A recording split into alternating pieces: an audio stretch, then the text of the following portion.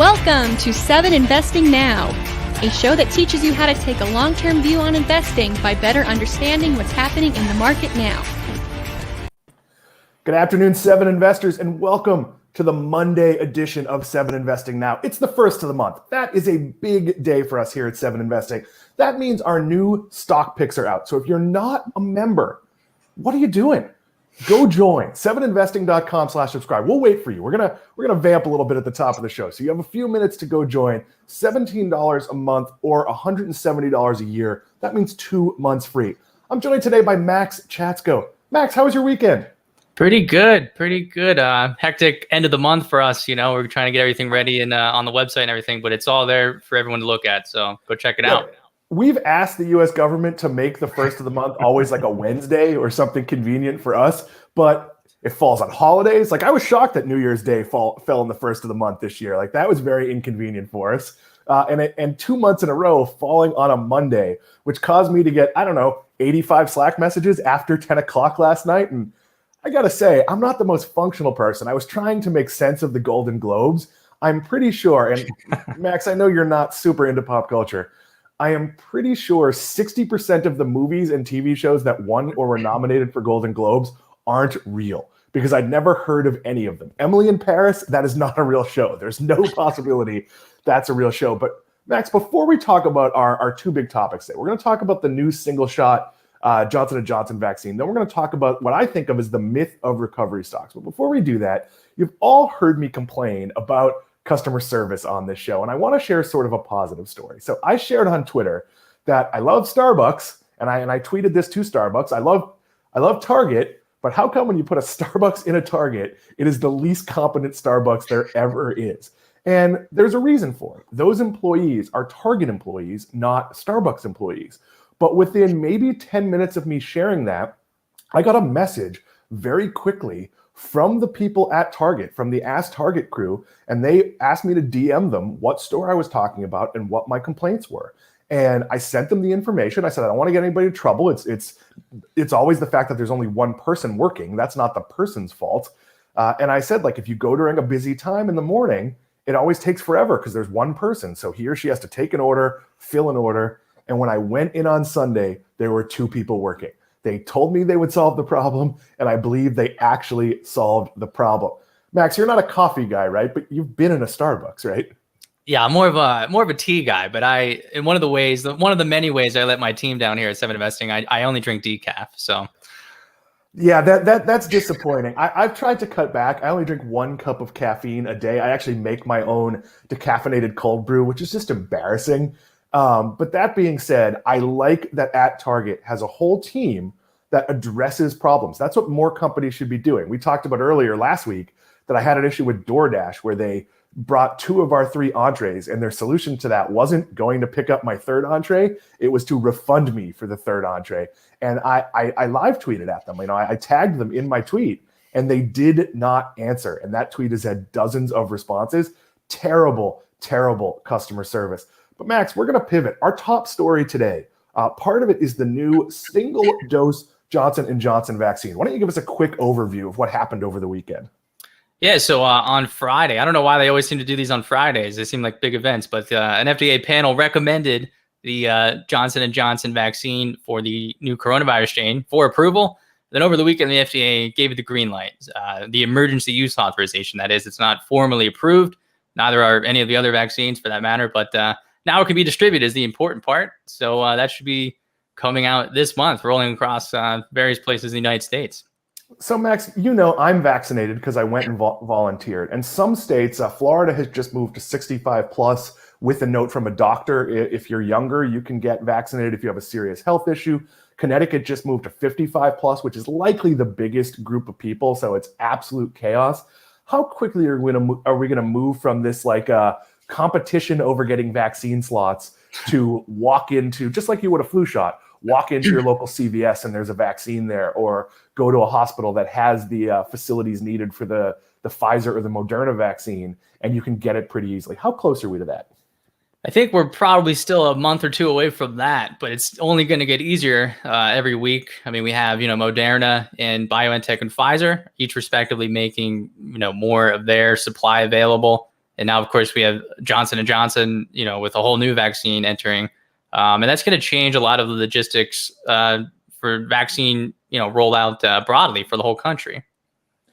So we would love your questions and comments. In theory, wherever you're watching this, if you share a question, share a comment, we're going to be talking recovery stocks later in the show. And then in the last segment, we're going to do no stupid questions, which is really where we just take your questions from Twitter, from the live audience, and whatever you want to ask us about, we will try to talk about it. So the reason we're talking about vaccines isn't just because, Max has a biomedical background. It's because the sooner 70% of the population, and Max, correct me if my numbers are wrong, has the vaccine or has had a serious case of the coronavirus, we will be approaching herd immunity or at herd immunity, and that's when we can hit normal. So when we talk about recovery stocks in the next segment, that's going to mean things like, oh, okay, I might still have to wear a mask, but like I could go visit a group of people. I might be able to go to a concert. I might be able to go, to places that, right now casinos might be able to allow 8 people at a card table instead of 4, whatever the numbers are. So that's why we're talking about this. But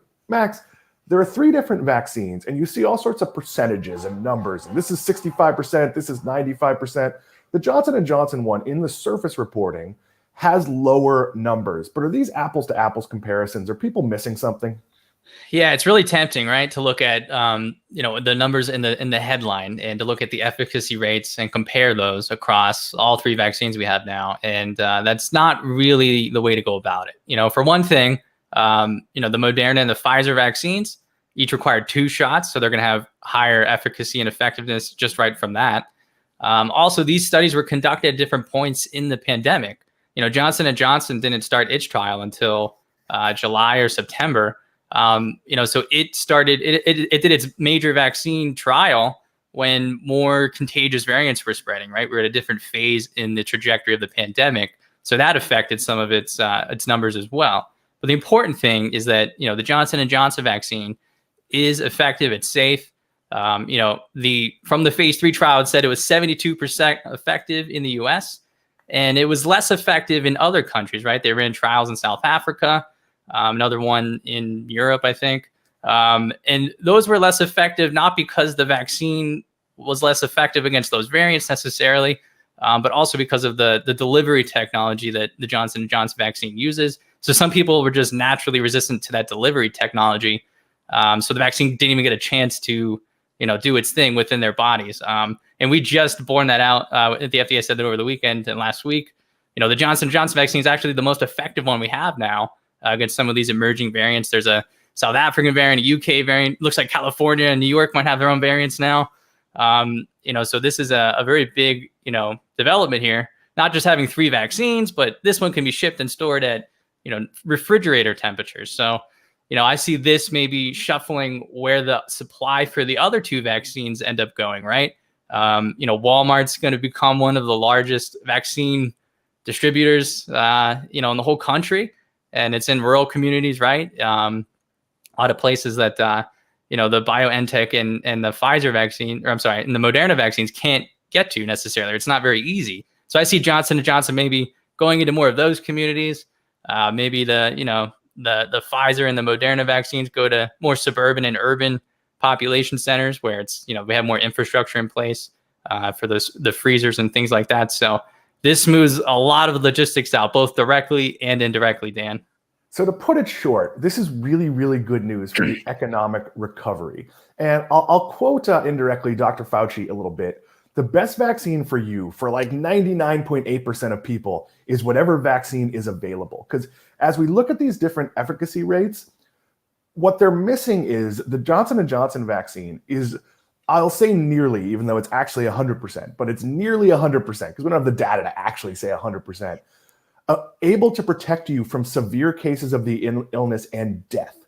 So here's the reality. If you can take something that turns what would have been a severe, debilitating bout of COVID-19 that might put you in the hospital, which increases your risk in all sorts of other areas with infections and who knows what going on, and turns it into an annoyance where like you don't feel great for a week or 2, That's not fun, but that's great. Like if you told me I could get a terrible flu that might turn into pneumonia, or I could have the sniffles for 2 weeks, I'm obviously going to opt for the sniffles. So if you can get the Johnson & Johnson vaccine, get it. Don't go vaccine shopping. Try. The more of us have this faster, and it's worth noting that they are doing trials of a second dose, the second dose of the Johnson & Johnson vaccine at 57 days.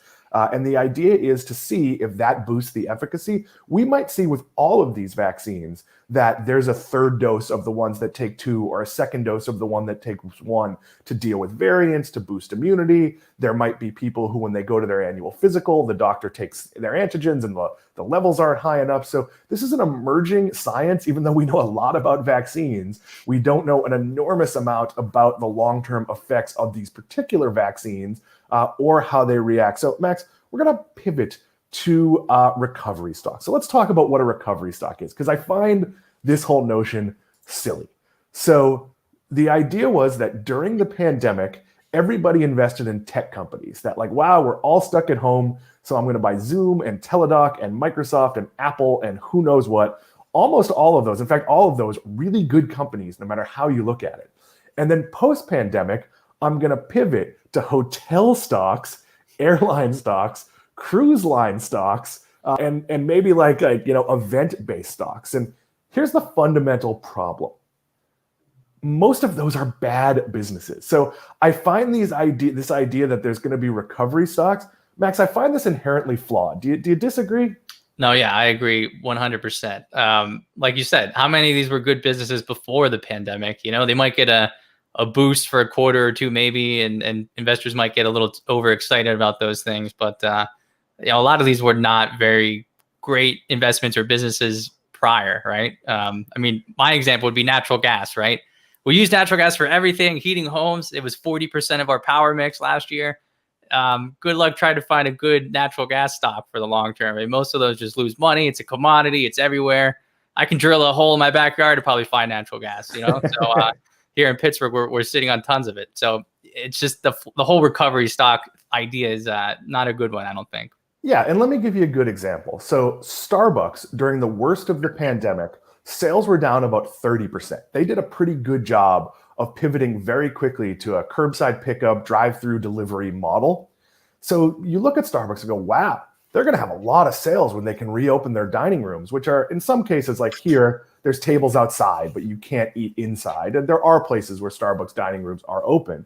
But if you look at their stock price, it's hovering around its 52-week high. So any recovery you were going to see, there already was. And it's one of those scenarios where, Max, do you believe that, maybe for a few weeks, there'll be a bounce back where Starbucks does, 20% better than it normally would have in terms of customers just rewarding themselves. But do you think people are going to drink a lot more Frappuccinos on an enduring basis once they're allowed to go back to normal? No. That's, again, this summer might be pretty fun, right? For some people or whatever, right? People are going to be going out, going to concerts if they can, or maybe that's in the fall. I don't know. But, it's going to be a temporary tailwind, just like the pandemic was a temporary headwind, right? So. Yeah, and so people are very excited about airlines. And here's the reality with airlines, with the exception of Southwest, and some people say Alaska Airlines. I don't know that one that well. But of the major airlines, they're not great businesses. And Max, you can weigh in on this in a second. So you head to this summer, they might be able to raise prices for later booked travel. Right now, it's very inexpensive to book travel. I have a trip coming up in a few weeks, and I needed to make a change to that trip. And Southwest actually gave me money back because when I went to rebook, the new flights, which were more convenient flights under any circumstances, were cheaper than the old ones. So if you're selling airline fares for $59 or $79 that are usually $400 or $500, that's not going to really be a comeback. And Max, there's reasons these airlines aren't great businesses, right? Yeah, again, whatever recovery stock you want to look at or industry, what were the metrics that mattered before the pandemic? For airlines, it might be things like, customer service or oil prices, right? Or probably in this decade, like greener routes and more efficient airplanes. So that doesn't change just because more people might be flying suddenly for a few months, right? So again, it's all pretty short-term thinking. Yeah, and gas and oil prices are relatively low right now, but we are going to see as we open up and more people go back to work, we're going to see a demand-driven increase, whether supply is actually constrained or not. There's an ability to raise prices the more people want something. Gas prices often are based on demand. They're not always based on demand. Sometimes they're opportunistic in terms of their ability to get them. So I would be very wary. People ask me about casinos a lot. I love to play in casinos. I don't generally consider casinos all that great a business. It's very capital intensive. You have to keep innovating digitally. You have to keep, revamping your hotel rooms every few years, building new properties, going to new markets. These are and I'm not saying there aren't winners in this space, but we don't see a lot of questions and comments. So we know a lot of you are watching. We would love your questions and comments on recovery stocks. But let me make a case for one airline, Max, and you can tell me if I'm crazy. So Southwest has traditionally been the best managed airline. And I think they've done a great job with their employees. Their employees have been part of the discussion. Should we all take 20% pay cuts to get through this? Do some people want to take furloughs so other people don't have to? They've been very open and transparent. They've also maintained a pretty solid balance sheet, even though they lost money for the first time in their history for obvious reasons. And they've been able to capitalize and move into new routes and marketplaces. So I would argue that Southwest was a fringe investable business pre-pandemic. I think it's possible. And this is not an investment I'd make until we see what the recovery looks like and how, have people found that they like traveling in their RV and they don't want to fly as often, or business meetings truly become more Zoom-based. But I do think Southwest, if we return to some sort of normal, has picked up some very profitable areas and might be the one airline that comes out of this measurably stronger. Max, is that crazy? I guess that makes sense. A lot of my wheelhouse, but sure, yeah. There's always differentiators, and that's important too, like you pointed out. Even if we think airlines as a whole might be not a great idea for like long-term investing, there's always opportunities within each industry, right? So we're not saying like never buy an airline. In general, I say never buy an airline, but I know there are exceptions to that. And Max, do you think tech companies, you're a user of tech companies, do you think tech companies are going to have some sort of massive crash once this ends? Like, I'm still going to use my Mac to do this live show. We're still going to record team calls on Zoom. We might have some in-person meetings, but I don't see this massive, we're not all of a sudden going to start making fire with a flint and a rock. It doesn't make any sense to me. Oh, I've been learning how to do smoke signals all pandemic, Dan. You wait. I agree. I mean, that's another reason that some of these recovery stocks are people think they're going to transition from tech stocks to recovery stocks and try to time it that way, or there's some play there to be more defensive. And that's kind of flawed. I mean, a lot of tech companies are great businesses before the pandemic, during the pandemic, after the pandemic. What I see, Dan, is probably that the pandemic's accelerated some trends that were already in place. It's more likely that, it's pulled some of these trends and accelerated them by a year or two or three. It's not that we're not going to use Zoom anymore. We might use it a little bit less, but I think it's pretty ingrained in how business gets done now. And that's not going to change just because, we can go out to a restaurant or see a concert. Manesh Gami asked a question that fits really well with where we were going anyway. What non-recovery stocks and trends do you see enduring, and what impact can this have on recovery stocks? So we both made a list here, and I look at it, I say, strong companies showed their strength. Amazon, Walmart, Target, Apple, Disney, Best Buy did a good job. Dick's Sporting Goods did a great job. So it's one of those scenarios where this accelerated part of the story. Disney Plus would not be at whatever it is, 90 something million subscribers, if we hadn't all been locked in our house and really looking for things to do. Wouldn't be there now. But would it be there 18 months from now? Yeah, absolutely. You can't skip WandaVision or Winter Soldier and the Falcon, or The Mandalorian, or Raya and the Last Dragon, which comes out in a couple weeks. If you have a family, if you like that kind of content, you were going to get those channels at some point. And I think the same is true for everything that Walmart, Amazon, Target are doing with accelerated delivery and curbside pickup. We're seeing the trend accelerate, but winners are winning. Max, you have some companies on your list as well. Yeah, Dan, you took all the easy ones. So I went with, I think electric utilities, right? When in March, everybody was like, how's this going to affect last March rather. Oh man, it's already March 2021, huh? So last year, like when the pandemic hit, nobody knew how this was going to affect anything. There's so much uncertainty. But people are at home using electricity still. Yeah, there's like less revenue coming in from industrial and commercial customers, but there's higher margins on residential customers anyway. And those are big, stable businesses. They have a lot of interesting trends too that they have to invest in this decade, right? Renewable energy. They also have to invest in electric vehicles to prepare for the more power sales that they have to come up with, more supply. And also they're going to own a lot of the infrastructure, charging stations, new transmission lines and distribution lines. So I think electric utilities are going to be just fine after the pandemic as well. I also chose Johnson & Johnson, and not because it is a vaccine manufacturer here. That's one of the most important companies right now for the pandemic.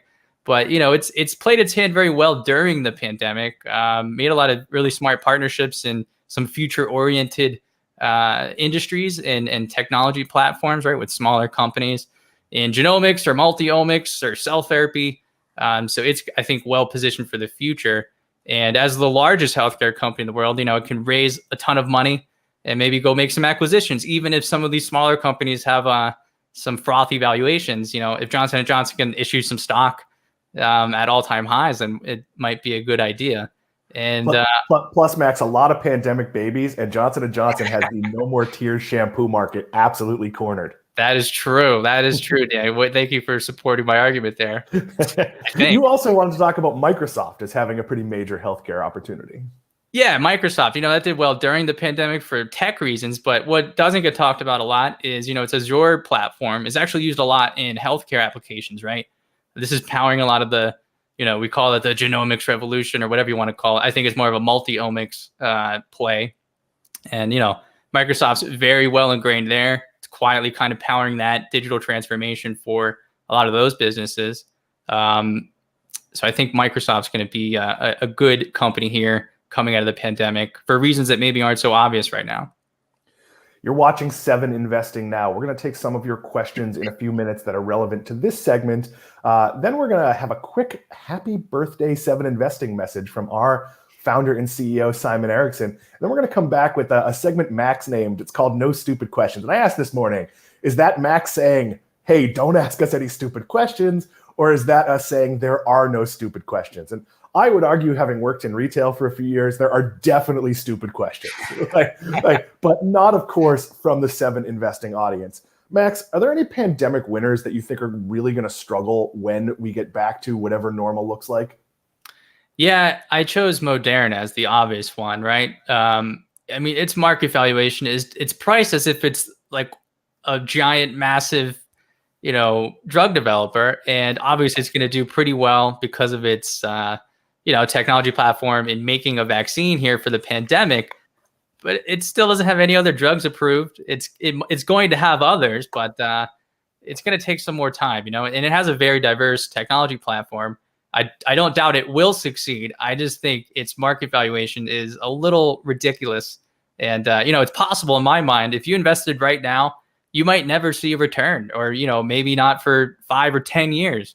It's just drug companies in this state of maturity that Moderna is in are not ever priced where this company is priced at. So there's just too much optimism right now baked into those shares. Yeah, I'll throw one out that's doing really well. And I've mentioned it before, but it's Kroger. And it's not that I think Kroger's a badly run business. I think they were testing some interesting things with food halls and ways to turn its grocery stores into destinations. But they're coming up against the buzzsaw that is Amazon, Walmart, and Target in a business where those 3 major players don't have to make money. So I don't feel great about any grocery pure play, but I do think Kroger has been artificially doing very well, because basically any place that has paper towels is going to have, people storming in and trying to buy supplies. And I don't necessarily think they've built that loyalty where people are shopping there because they want to go to Kroger. They're either going to Kroger because it's closest, and that can be displaced by delivery, or they're going to Kroger because wherever else they might go to was out of their kitty litter or their dog food or the exact cut of beef they were looking for. So I think Kroger's going to have a very difficult road. And I'd love to say, that Papa John's has had an artificial rise where pizza delivery has done very well. but I'm not going to go quite on the limb because I do think Papa John's used this as a chance to, no longer be the racist pizza company and have like a whole different take. I mean, that wasn't their slogan, but that was clearly like what they'd become known for in the public eye.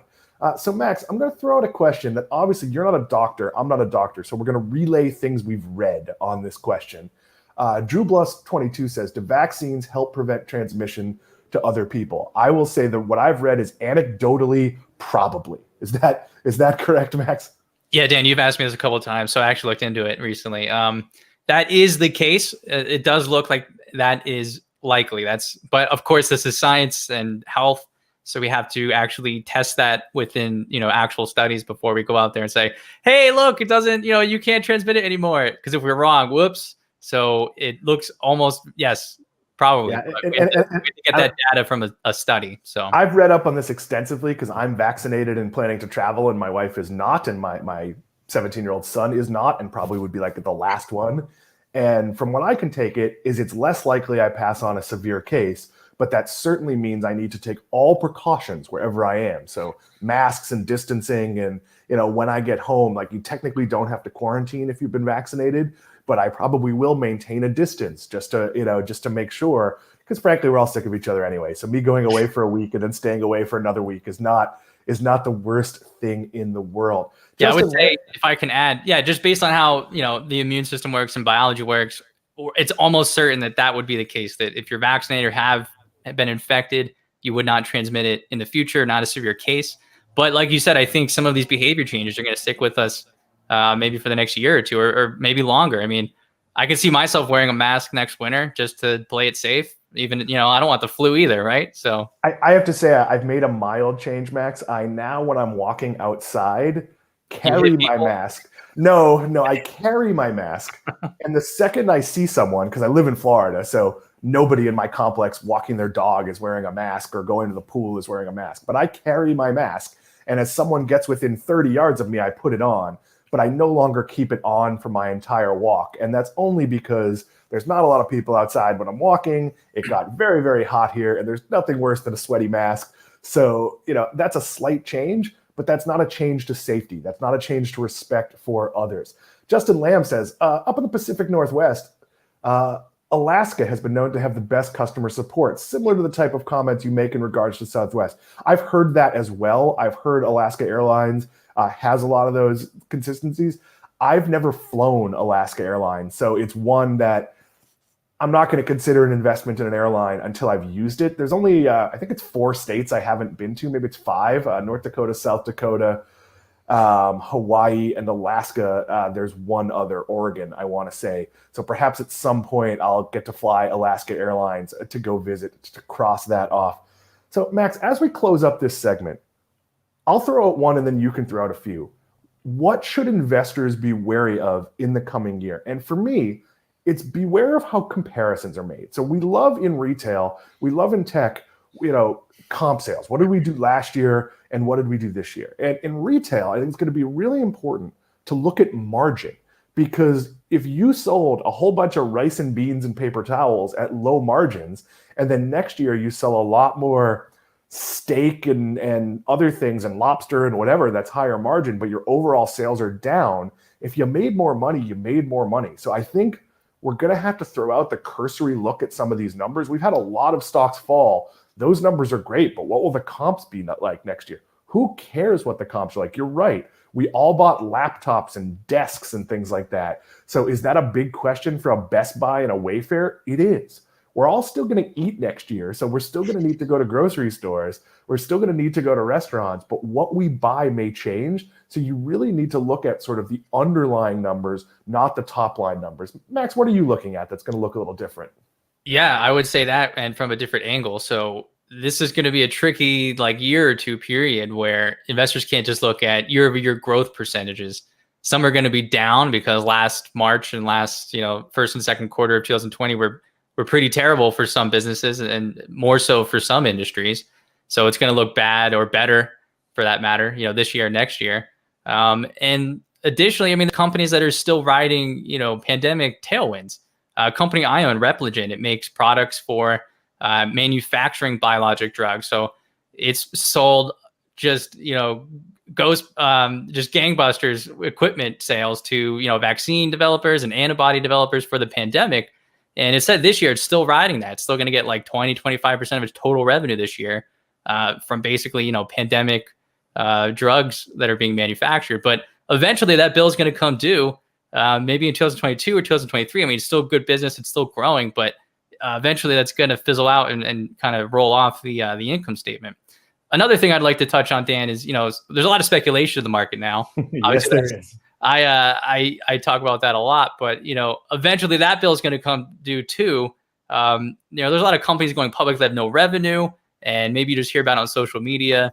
Or maybe the technology is not even that good, but they tell a really good story and they have some really, swanky looking investor presentations. And it's very difficult sometimes for investors to tease out, the signal from the noise. And, one great example of this has been Nikola. People were critiquing that for a while, and people just kind of cast aside bad information and negative information. And then later it came out that, maybe Nikola did hype itself up a little bit too much. And maybe GM didn't do enough due diligence. So I think that was just the first example. I think there's going to be quite a bit more of those examples this year and in the next year, and we're going to see it when they're reporting earnings. I mean, are they growing sales at the numbers you think they're going to? Probably not, some of these. And, people aren't going to pay like 200 times sales or more, or, sometimes these companies don't have any sales. So eventually people are going to get bored, and it might not be good. I also think we're going to see it with some of the SPAC and direct listing companies. And it doesn't mean these are bad companies. But Max, if you and I started a company we fully believed in, and we know we're 3 years away, but somebody comes to us and says, it's really easy to raise money now.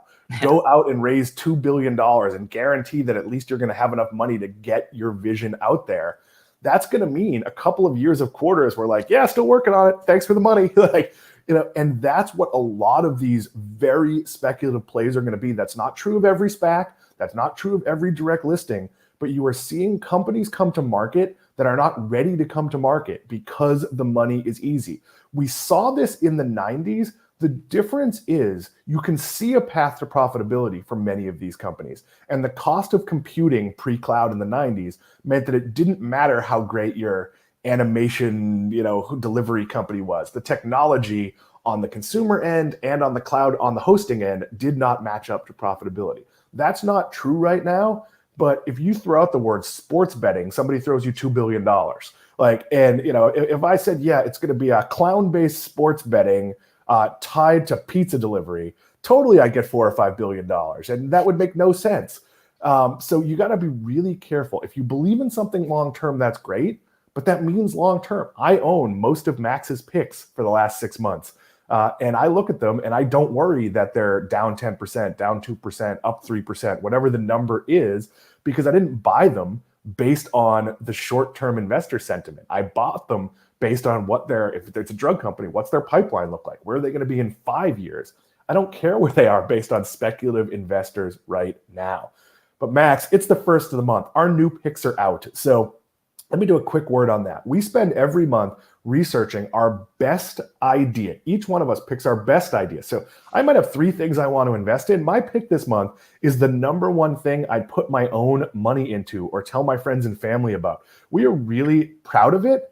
And you can, of course, subscribe at 7investing.com/subscribe. We're going to be talking a lot more about our picks, what goes into it. We're going to be talking about the amazing new search engine on our site powered by Yext, which if you go, hey, I think Dan and Max talked about the Moderna vaccine, you'll be able to search on our site and you'll get to see all the show transcripts where we, in fact, talked about the Moderna vaccine. But before any of that happens, Sam Bailey, it is our birthday, and we have a message from our CEO, Simon Erickson.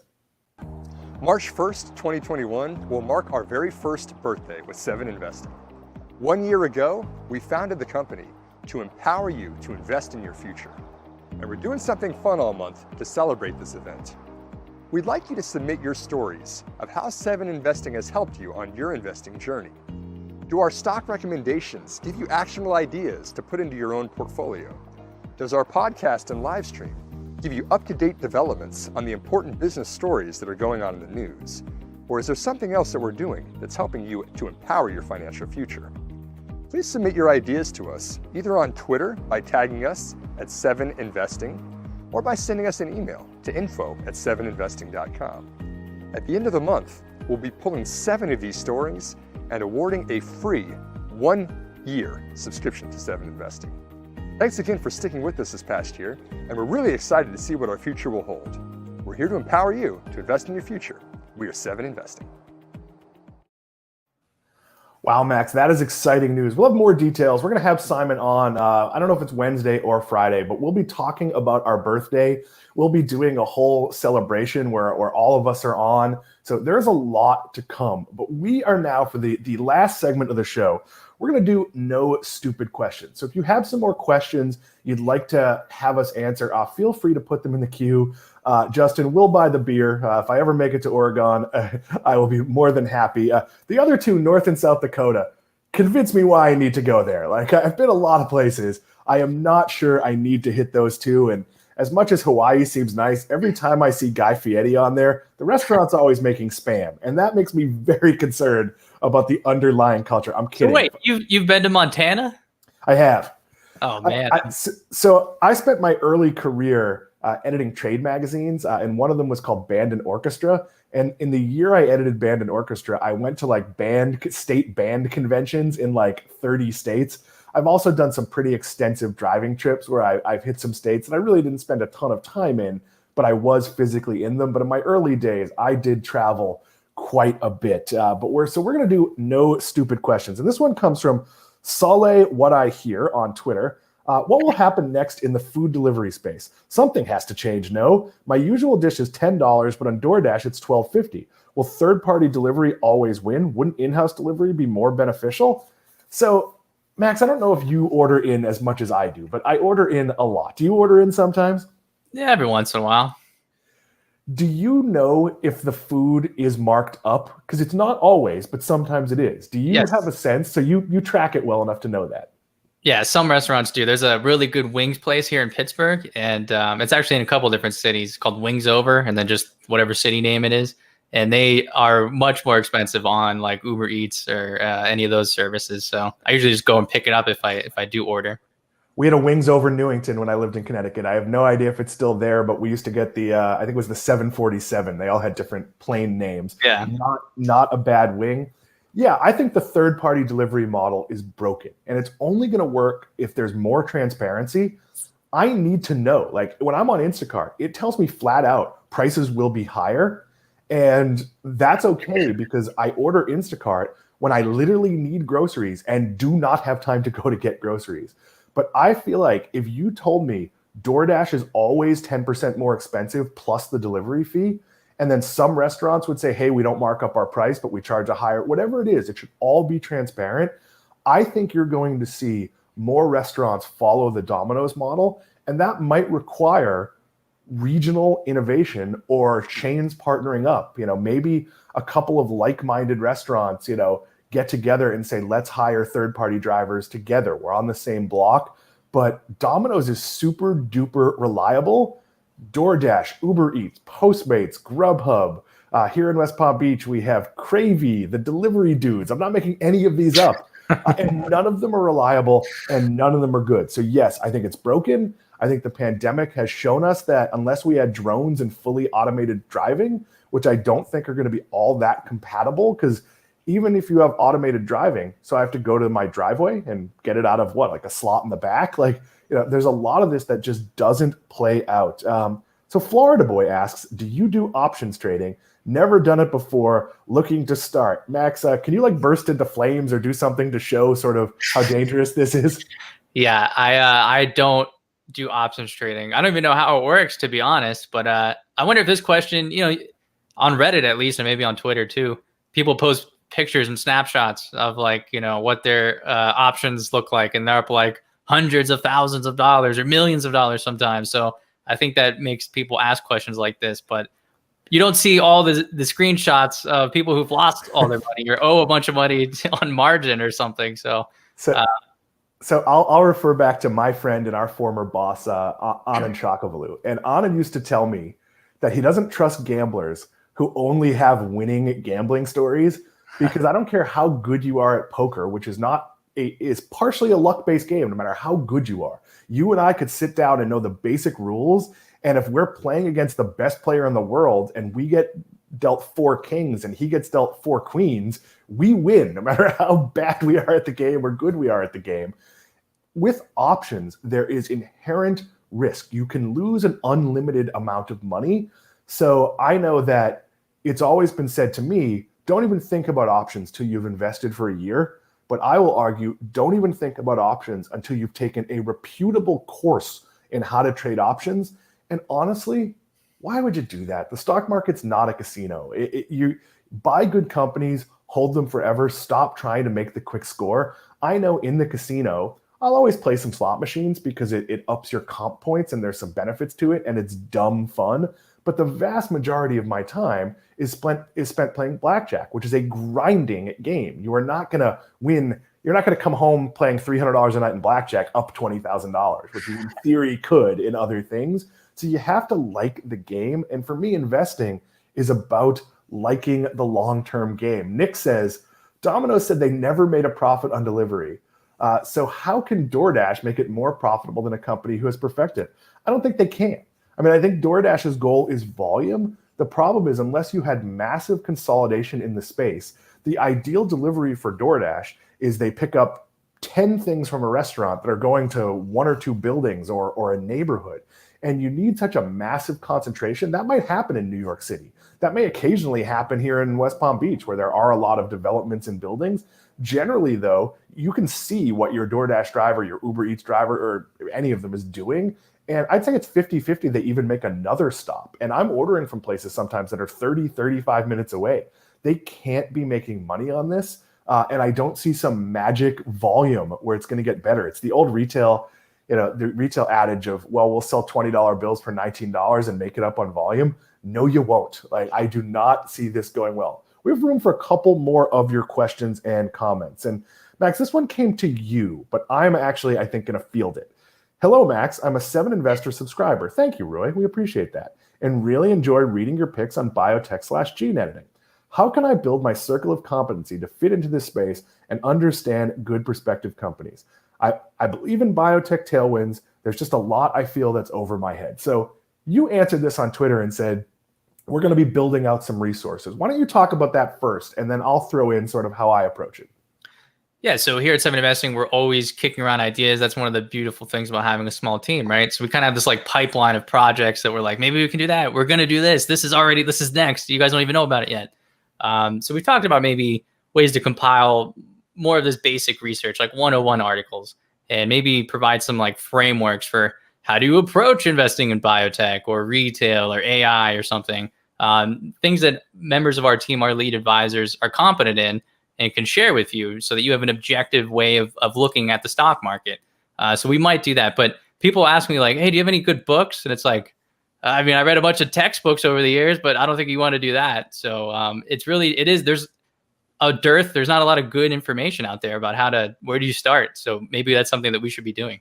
And that's the reason, though, that we have a diverse team, because I have spent my expertise in, say, cord cutting. That's an area I've been following since it was a phenomenon, since people started going, maybe I want to get rid of cable. And frankly, I've been following the cable industry since there was a cable industry. That cable really started becoming a thing when I was in high school. And then my first professional job in 1994 was editing a magazine called Sound and Communications, which was professional audio and video, but started to touch on that space. And so you can't get I'd say 10,000 hours, but it's probably 100,000 hours in that space. So, but what do you have? You have access to us. So how do I grow my competency? I watch Max and Manisha talk about this space, and then I start to know when I look at something, what would Max say if he saw this? And you start to be right more and more often. You start to know this is the criteria Max would apply, and this is what he'd be looking at. And then you start to be able to do some of his work on your own. So when he says it, that's going to give you more conviction. So I'm never going to be an expert in biotech. I don't like school, so I'm not going back to read school books. I'm not going to do that, but I will understand more about a drug pipeline. Was not something I ever understood before coming in contact with Max and Manisha. Something like a platform that might allow for 100 different drugs is something they've explained to me. So you get more and more confident.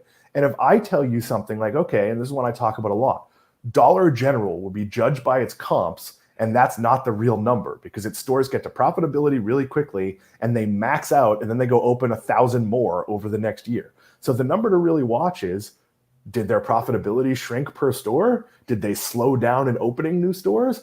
I know that because I've been in that space for a very long time. There's not a book you can read that tells you that. So sure, we want you to gain your own knowledge. We want you to understand what you're listening to in an earnings call, but you have access to all of us. If you're a member of 7 Investing, you can ask us a basic question on investing in biotech. And during our members calls, we'll answer that, or we'll email you back, or we'll talk about it on one of these shows. I think it's one of the core things of being a smaller service is that we really have the ability. We're your research team. Like, we're doing the homework for you. We've got 2 more.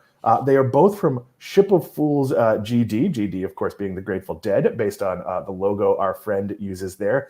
He wants to know about Groupon as a turnaround story and Eventbrite as a turnaround story. Max, I don't know if you have thoughts. These are more my space, but feel free to raise your hand if you want to talk. And here's how I look at Groupon. Groupon was a pretty bad business before the pandemic. So here's the business of Groupon. Your local pizza place says, hey, we need some new customers.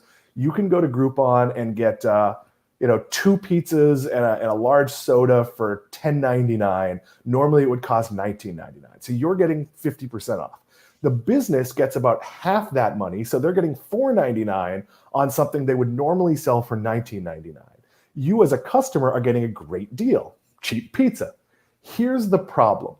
The only way this works long term is if I go to that pizza place and the pizza's so awesome, I'm willing to go back and pay full price for it. And Max, you've been to a lot of pizza places. You've been to a lot of wings places. Are there that many that differentiate themselves? I think the answer is no.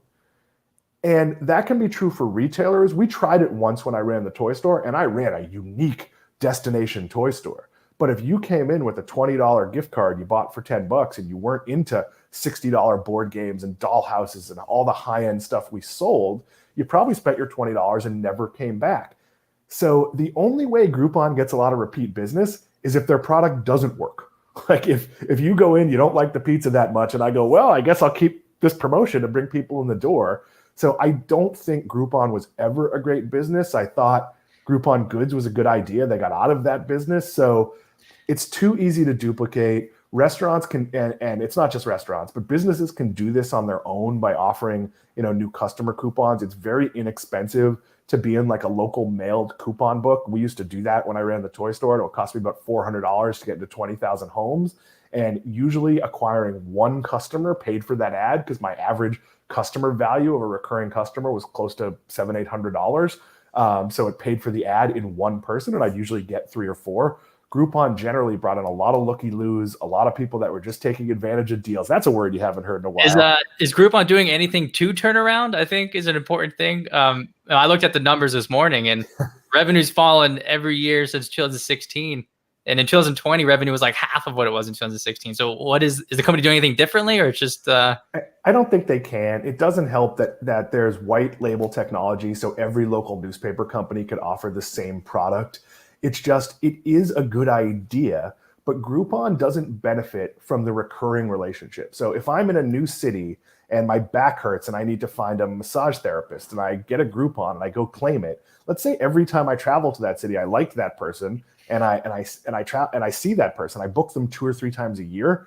Groupon has no ongoing stake in that relationship. That's the fundamental problem of their business. So in theory, the way Groupon should work is they should take less upfront. But if the relationship works, and I don't know how you would track this, but somehow through the app where you get some sort of discount, but not the massive discount, where if you use it through the Groupon app as a recurring customer, Groupon gets 5% of that or whatever it is. Their business model would have to be blown up. I don't see any possibility. The second one he'd like to know about here is Eventbrite. Max, do you know what Eventbrite does? Yeah, they like events and tickets and things like that. Back in the day when you could go to concerts, I remember Eventbrite. So the problem with Eventbrite is they come up against Ticketmaster, AEG, 2 major companies that own the venues they sell tickets in for the most part. So if you're Eventbrite, your universe where you could sell tickets is mostly people having events in secondary or alternative visits. And it's awesome if you and I rent out a VFW hall, Max, to have a rap battle and we sell tickets. This is the least plausible thing that could happen. But let's pretend we did that. And of course, all the 7 Investing audience would want to see that. So then Eventbrite might provide the ticket platform. The problem is if, Metallica or Taylor Swift or, I don't know, Keith Urban decide to do an arena tour and go out, they don't have the option of using Eventbrite. They have to go with whoever controls those major arenas. So I don't know. I don't think they can ever be anything other than a really niche company. And it's a cool product. I would love to see the ticket industry is super sleazy. I mean, Max, have you paid a fee on a ticket to print it out at home? If you do that, or if you pick it up, there's a convenience charge. There's always some charge. Like, well, why am I using this? Yeah, I mean, I always go back to my first mortgage when I had to pay something called a miscellaneous fee, and I was told just pay it. They're not going to explain it. The ticket industry is rife with that. So I do think there'll be some growth for Eventbrite where anybody who can use it will use it. I just think the audience for people who can use it is going to be relatively small. And if we look at the ticket space, things like third-party ticket markets, if you're a season ticket holder for, say, the New York Rangers, as my college roommate is, the Rangers highly incentivize you to use their third-party ticket and basically say, yeah, if you go use like StubHub or something, that person might not get in. They don't say it that menacingly, but so I'm very wary of, or they might, it is. I'm very wary of these sort of things that are a good idea that don't necessarily result in profitability. We are nearing the end of the show. I thought we were going to go like 30 minutes. We did not go 30 minutes. We've gone significantly longer than that. This is one of my favorite questions I've asked. It plays into the theme. Sam Bailey, if you'd like to bring up the finisher, that would be great.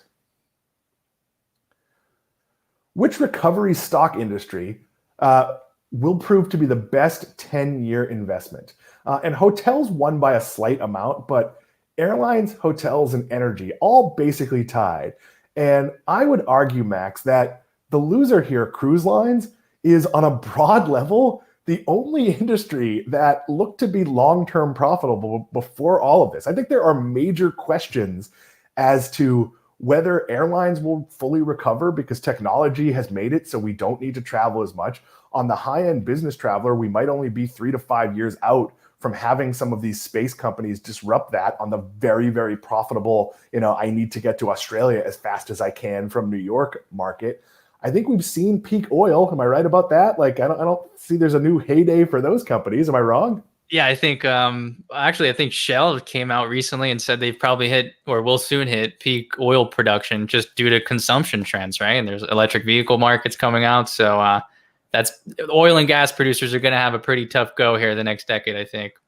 And if you're watching this show, I'm a fan of the cruise industry, but the major cruise lines were very profitable before this. Now, it's multiple years before they recover, but demand trends do suggest they will recover. If you look at, Royal Caribbean just came out and talked about 2022 bookings, and they were very strong. And they pointed out that they weren't just strong from existing customers. I thought they were going to get existing customers to flood back at low prices. They got new customers specifically among the vaccinated population. So healthcare workers, 65 plus, people looking for a getaway. Now, I'm not saying it's going to be easy sailing because the free offers for people like me, I know I'm booked a year from now, February 6th, on a bigger ship that I've ever been on for free, which is not normally what's offered for free. So obviously there's a desire to make sure there's a base level of bodies on these ships. But I don't think most airlines, I think Southwest is going to do better, as I talked at the top of the show, for real reasons. They've taken over routes that were profitable routes for other airlines, that those airlines were willing to walk away from the slots. And those slots are what's hard to come by. Hotels, I think hotels have Airbnb and VRBO and all those other services just sort of splintering their business. And I know, like, in theory, a hotel company can offer some of that. But would I use Airbnb to stay in somebody's guest bedroom, or would I do it through, Marriott? Obviously, I'm going to do it through Airbnb. So, Max, anything you want to add on this one? I know I've monopolized the discussion a little bit.